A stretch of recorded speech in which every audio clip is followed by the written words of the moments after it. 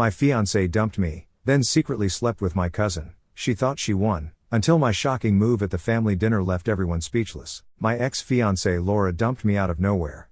And honestly, I'm still trying to figure out what the hell happened. I thought everything was good between us. Like, yeah, we had our ups and downs, but who doesn't, right? We'd been together for 4 years. We were planning to get married and then boom. Well, not that word, but you get me. She tells me we need to break up. And her reason, my job. Yeah, you read that right. My damn job at my family's restaurant. Now, I get it. My hours are kind of weird. I work evenings and by the time I'm home, she's already been off work for like 3 or 4 hours. But this isn't news. She's known this since day one, like before we even got engaged. She knew my schedule was all over the place. I work late shifts Tuesdays, Wednesdays, and Thursdays. I'm there from 4:30 to 9 p.m. Fridays and Saturdays a little later, but it's not like I'm never around.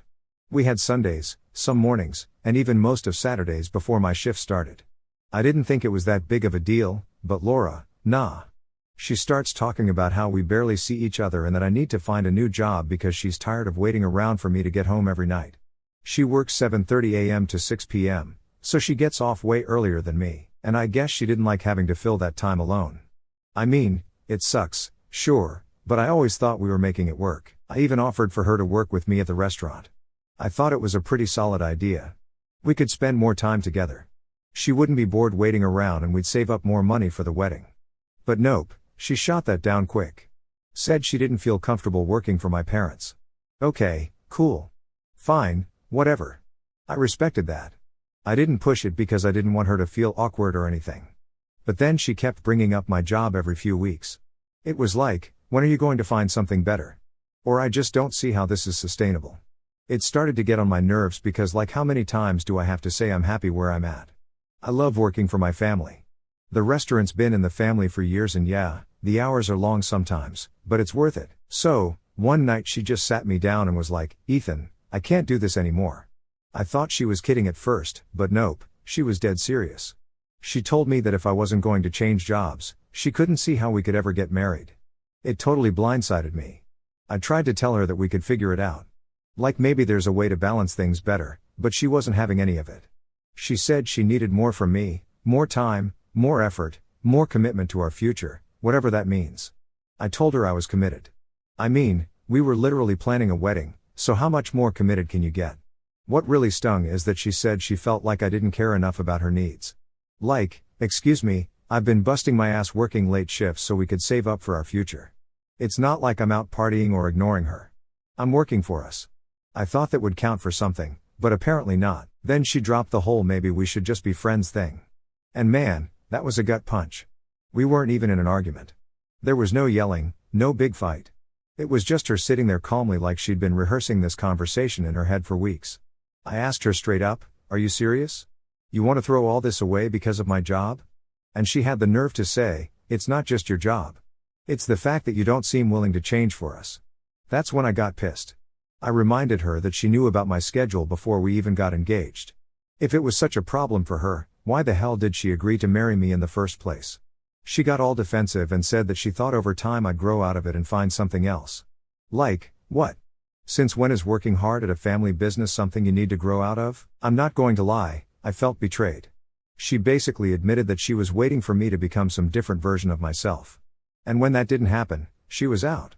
After that conversation, I just avoided her. I couldn't even look at her. I stayed late at work every night because the last thing I wanted to do was come home and sit in the same house with someone who didn't want to be with me anymore. But here's the thing, she didn't leave. Like, I thought after you break up with someone, especially when you're engaged, you'd start looking for somewhere else to stay, right? Nope. She kept acting like nothing had changed, like we were just roommates now or something. Every time I came home, she was there chilling on the couch watching TV like everything was fine. It made me feel sick, honestly. How could she break up with me and still live under my roof like nothing happened? So, one night, I finally told her, Laura, you need to move out. We're not together anymore, and this isn't working for me. And get this, she looked at me like I had two heads. She was like, are you serious? You're kicking me out? I told her, yeah, I am. We're not getting married anymore, so what's the point of living together? She tried to guilt trip me, saying she had nowhere to go and that I was being heartless for making her leave. At that point, I was just done. I told her she could stay with her parents until she figured things out. And then, to top it all off, I asked for the ring back. You'd think I just slapped her or something. She freaked out, saying I gave it to her and that I couldn't just ask for it back. I told her straight up that ring was for our wedding, and since we're not getting married, I want it back. She called me greedy, said I could afford another one if I really loved her and that I was being an A for trying to kick her out after all we've been through. At that point, I couldn't even argue anymore. I just wanted her gone. So, after I told Laura she needed to move out, things got real awkward real fast. I mean, you'd think she would have just packed her bags and left, right? But nope. She stuck around like she was waiting for something. At first, I thought she was just dragging her feet trying to figure out where to go. I mean, it's not like she didn't have options. Her parents live nearby, and she's got friends she could crash with, but instead, she just stayed. And I got to tell you, those few days after the breakup were the most uncomfortable days of my life. We were living like strangers in the same house. She'd sit on one side of the room. I'd be on the other, and it was just this weird silence. No one wanted to be the first to talk. I'd get home from work, and she'd already be there watching TV or doing her thing. But it felt like this giant elephant was sitting between us and neither of us wanted to deal with it. But then it got worse. One day I come home and Laura is sitting at the kitchen table with my mom. Yeah, you read that right, my mom. Apparently, she had called my mom over without even telling me. So, I walk in and they're sitting there having coffee like everything's totally normal. I was so confused. My mom looks at me and goes, "Ethan, we need to talk." I was annoyed at that point, but I tried to keep calm. I mean, it's my mom, right? I sit down and Laura starts telling her side of the story, saying she doesn't have anywhere to go and how it's unfair that I'm asking her to move out so soon after the breakup. And then my mom, bless her heart, starts suggesting that maybe we should work something out and that Laura could stay for a bit longer while she figures things out. I couldn't believe it. Like, what? I just stared at them for a second before saying, "Mom, we're not together anymore. Why would I let her stay here?" My mom, always the peacekeeper, goes, "Well, she needs time to figure things out. It's not easy to just up and move, you know." I tried to stay calm, but I was fuming inside. I mean, yeah, it's not easy, but we broke up. We're not a couple anymore, so why should I have to put up with this? I looked at Laura and said, "You've had time. It's been almost a week. You need to leave." And then, of course, Laura gets all emotional, saying she thought I was better than this, that she never expected me to just toss her out like trash. She even starts tearing up in front of my mom, and I swear it was like she was trying to make me look like the bad guy. My mom at this point starts trying to smooth things over, saying, "Ethan, maybe you could give her a little more time. You two were together for so long, it's not easy to just end things like this." I couldn't believe what I was hearing. My own mom was taking Laura's side. I love my mom, but this was not her call to make. I told her straight up, "Mom, this isn't your business. Laura and I are done. She needs to go." And that's when Laura pulls the ultimate guilt trip. She looks me dead in the eyes and says, "If you really loved me, you wouldn't be doing this. I thought you cared about me." Man, that hit me hard. I didn't want to be the bad guy here, but at the same time, how long was I supposed to let this drag on? She's the one who ended things, not me. And now she's trying to flip it like I'm the one being unreasonable. I stood my ground, though. I told her, "I do care, but we're not together anymore, and this isn't your home, or you need to move on." Laura stormed out of the room and my mom just sat there looking all disappointed, like I was the one who messed everything up. She gave me this look and said, "I just hope you're doing the right thing." That messed with me for a while. Like, was I being too harsh? Should I have given her more time? But then I thought about how she'd been dragging this out, trying to stay in the house, making me feel uncomfortable in my own place. And I knew I wasn't in the wrong. This was my house, my space, and she was just trying to manipulate the situation to make herself the victim. The next day, I come home and Laura is gone. Her stuff's still there, but she's not home. At first, I felt this huge relief, thinking maybe she finally decided to move out. But nope, it was just another game. She comes back late that night acting all nonchalant like nothing happened. She didn't say a word to me, just went straight to the bedroom and shut the door. At this point, I was done. I couldn't deal with this anymore. I texted her telling her she had until the end of the week to get her stuff out and leave, or I was going to start the eviction process. I know it sounds harsh, but what else was I supposed to do? She wasn't taking me seriously, and I wasn't about to spend another week living in this weird, messed up situation. And get this, She texts back, "I can't believe you're being like this. I thought we could at least be friends, but you're treating me like I'm some stranger." That's when I realized she wasn't ever going to leave unless I forced her to. She was playing this whole thing like a game, trying to get me to cave, maybe hoping I'd apologize or something and beg her to stay, but I wasn't about to do that. Not after everything she'd put me through. By the end of the week, Laura finally started packing her stuff. It was like this big dramatic scene. Every time she moved a box, she'd huff and puff, making a show of it, like she wanted me to feel sorry for her. But I didn't. I mean, I felt bad that things ended the way they did. But I wasn't about to let her stay just because she didn't feel like moving. And then came the ring. The damn ring. I thought we were done with that conversation, but nope. She tries to pull it again, saying, "I can't believe you're actually asking for the ring back. You know I cared about you." I didn't even argue this time. I just told her, "We're not getting married." The ring was for the wedding. No wedding, no ring. She gave me this look like I was the biggest jerk on the planet, but she finally gave it back. And honestly, when she handed it over, I felt this huge weight lift off my shoulders. It was like the final chapter of our relationship was closing and I could finally move on. Now, it's been a few days since she left. And honestly, I feel better than I have in months. It's weird not having her around, but it's also kind of freeing. I don't have to walk on eggshells in my own house, and I don't have to deal with her trying to guilt trip me every 5 seconds. Do I miss her? Yeah, a little, but not enough to go back to that mess. Sometimes things just need to end. And dragging them out only makes it worse. So, after Laura finally moved out, I thought things would settle down, right? Like, we're done. She's gone. I can finally get back to normal. But man, I was wrong. Things got weird real fast. First of all, I didn't even realize how much stuff she had left behind. It was like every room in the house had some random item of hers. I'm talking about clothes, books, even her toothbrush was still in the bathroom. I wasn't going to touch it at first, but then a couple of days went by and I was like, okay, this is getting ridiculous. So, I started packing up her things and putting them in boxes. Figured I'd drop them off at her parents' house or something, be done with it. But then while I was going through her stuff, I found something that threw me off. I don't even know how to explain it, but I found this notebook she had hidden in one of her drawers. Now, I'm not the kind of guy who snoops through people's stuff, but I mean, she left it here, right? So, I opened it and it was like this whole diary of complaints about me and our relationship. Stuff like, Ethan never listens to me. He doesn't care about my feelings. Why can't he just get a normal job like other guys? It was like reading a list of everything she hated about me.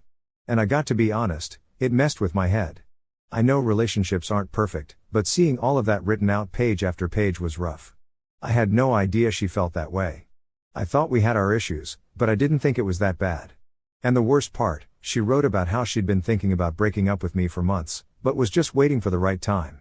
Like, what does that even mean? The right time to end someone's life plans. I couldn't believe she was sticking around pretending everything was fine when in reality she was already halfway out the door.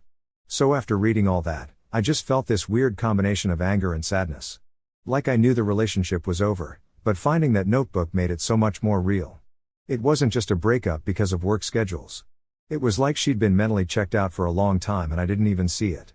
I sat there for a while just staring at the pages trying to figure out if I missed something or if I'd been completely blind this whole time. And then it hit me. She never really wanted to marry me. She just wanted me to be someone I wasn't.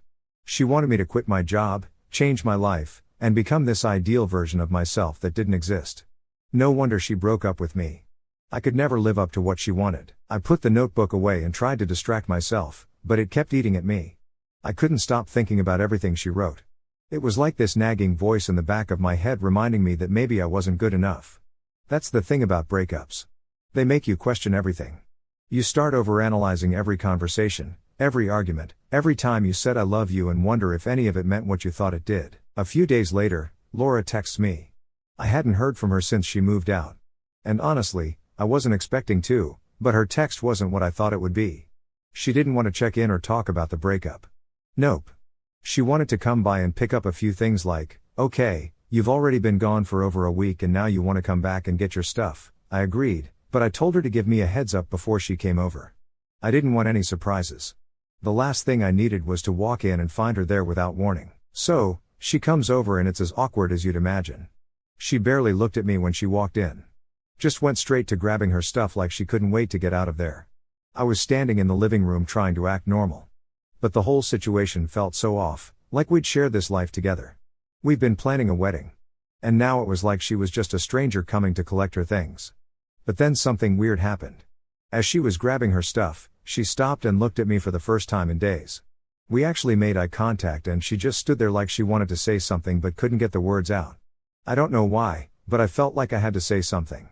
So I asked, "Is everything okay?" And then she said something I'll never forget. She goes, "I didn't want it to end like this." I didn't know how to respond. What was I supposed to say? We're already here. It's already over. I just stood there not knowing what to say, and she looked at me like she was waiting for me to fix everything. But I couldn't. How was I supposed to fix something that had been broken for months, maybe even years, and I didn't even realize it? She grabbed the last of her stuff and left without saying another word. The door closed and just like that she was gone again. It was this weird mix of relief and sadness. Like I was glad the whole mess was finally over. But at the same time, it felt like this huge chapter of my life had closed and I wasn't ready for it. After she left, I did something I never thought I'd do. I called up a therapist. I know, sounds dramatic, but I couldn't shake the feeling that maybe there was something wrong with me.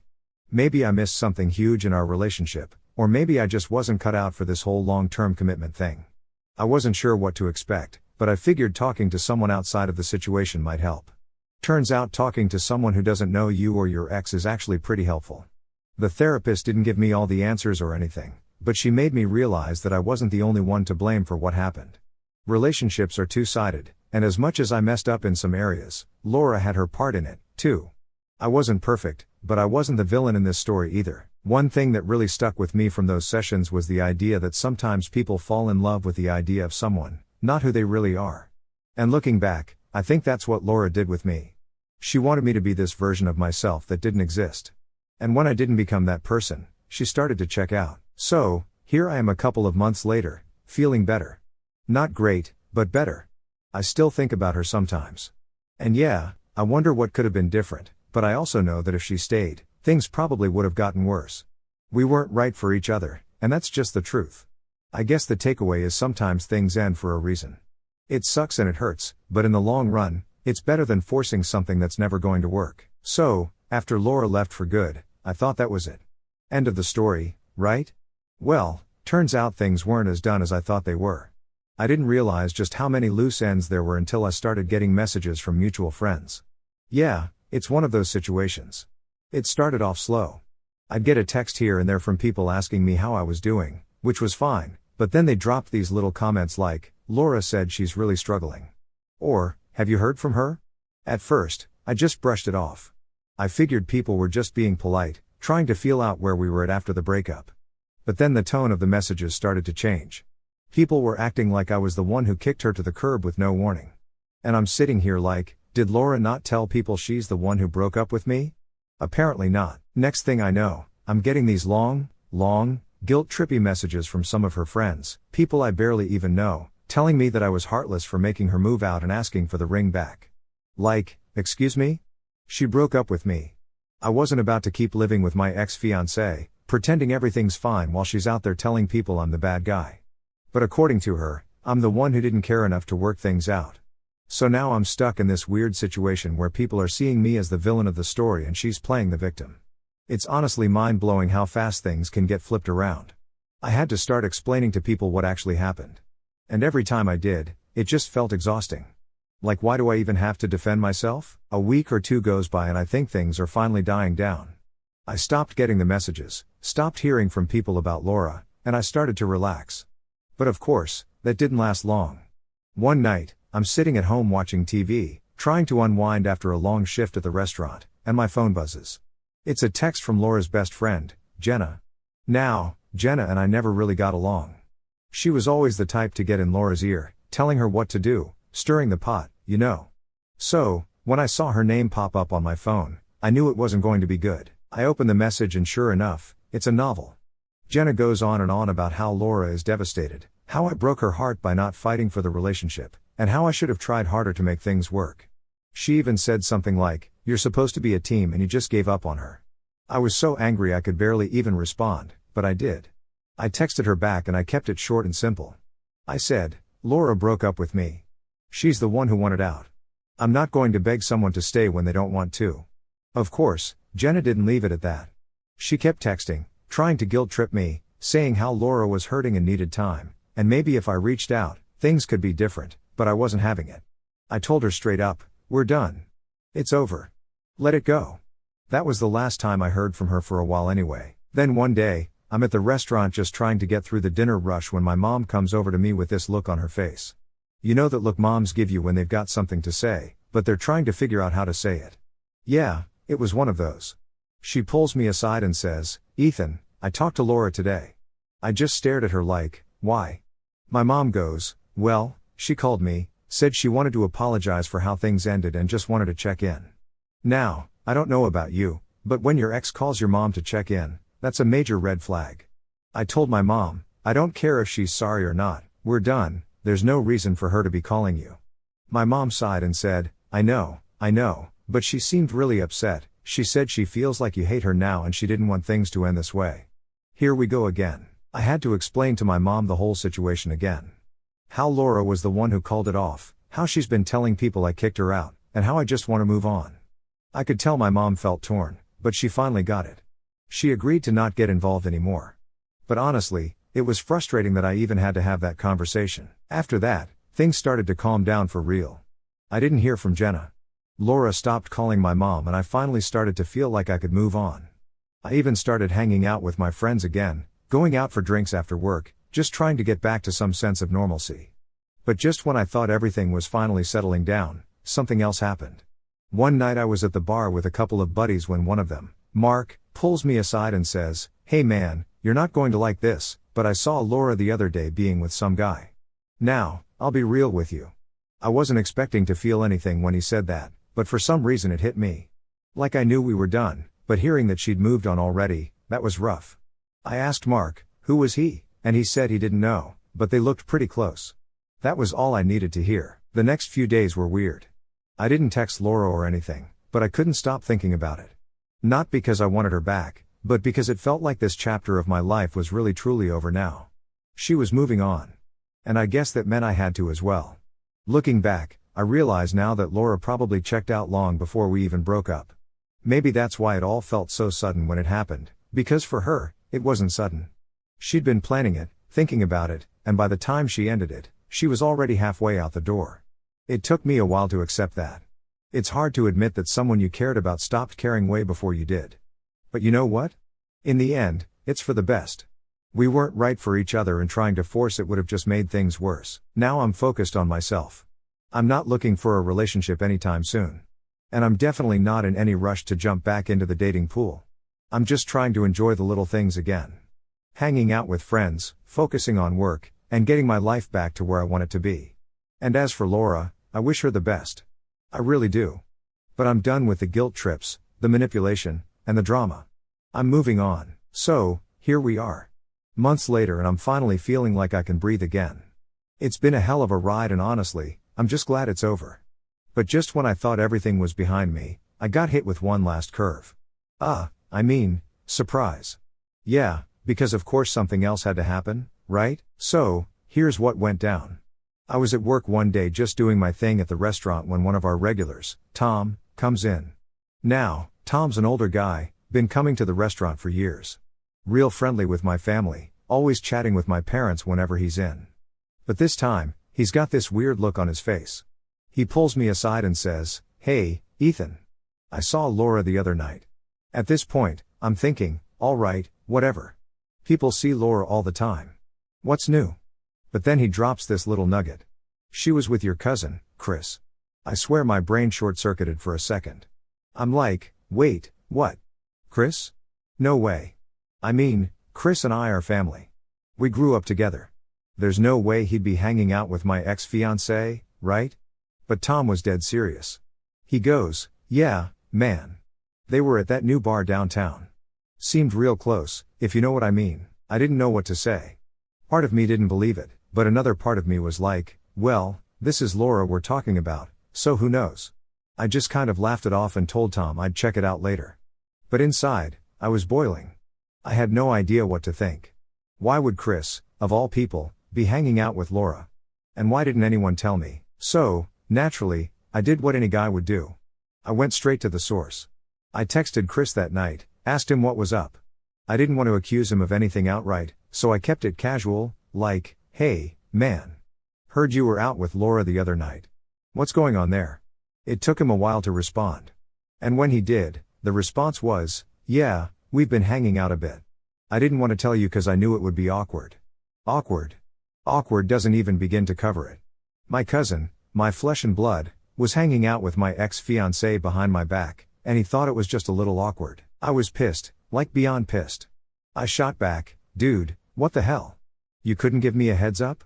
He tried to play it off, saying it wasn't a big deal, and that they were just friends, nothing serious. But come on, we all know what just friends means, especially when it's between an ex and your cousin. I wasn't buying it, and I told him straight up that I felt betrayed. He started backpedaling, saying he didn't mean for it to happen, that they just bumped into each other one night, and things kind of escalated from there. Apparently, they'd been talking for a few weeks now, weeks. I had to sit with that for a while. I mean, how do you even process something like that? It wasn't just about Laura anymore. It was about family. Someone I trusted, someone I grew up with, decided it was cool to start hanging out with my ex like nothing was wrong.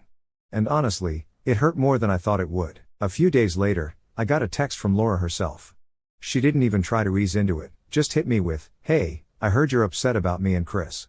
Can we talk?" I didn't want to talk to her. I didn't want to hear her excuses or explanations or whatever she was about to throw at me.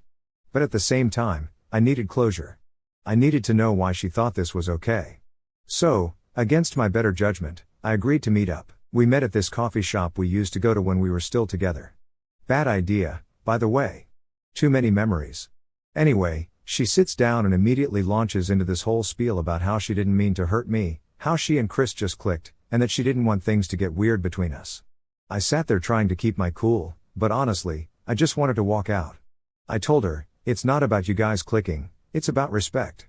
You ended things with me and now you're hanging out with my cousin. You didn't think that might be a problem."